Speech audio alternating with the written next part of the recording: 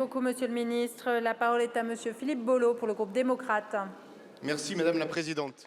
Monsieur le ministre de la Transition écologique, j'associe à ma question mes collègues des circonscriptions concernées.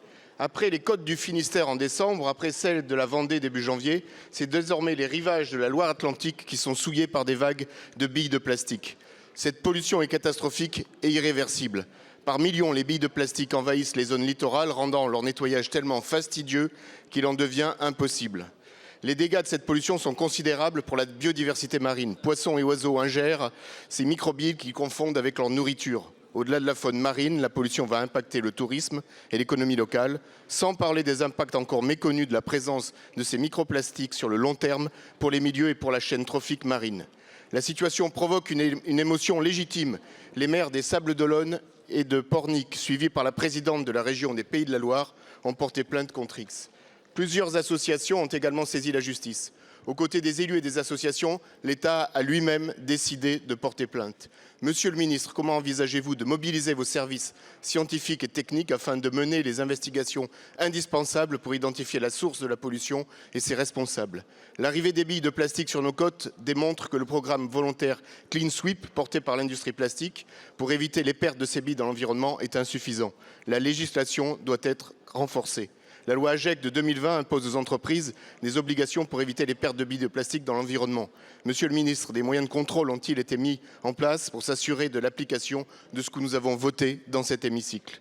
La pollution marine par les billes de plastique est un phénomène mondial qui impose une prise de conscience internationale.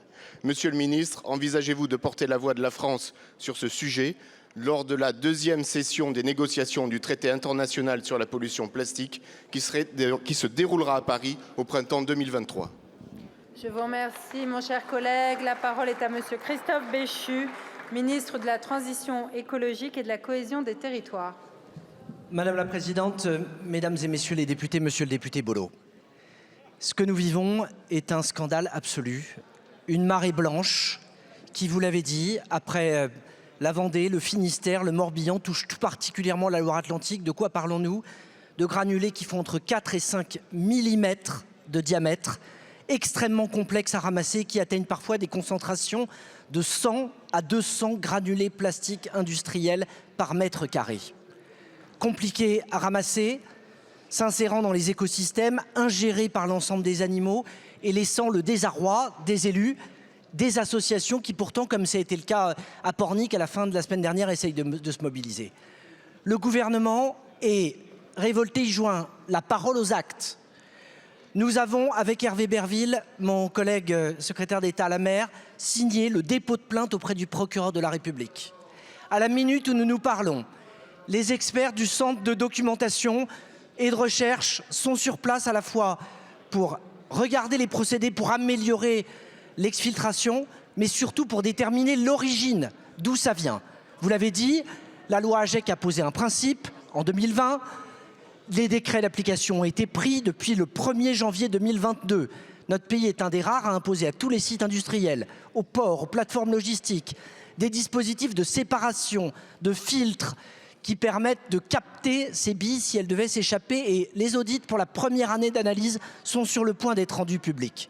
Quel est le sujet? Très vraisemblablement celui de conteneurs qui se sont échoués, voire d'un certain nombre d'armateurs indélicats qui les ont laissés sans rien dire. La recherche des causes, elle est évidente.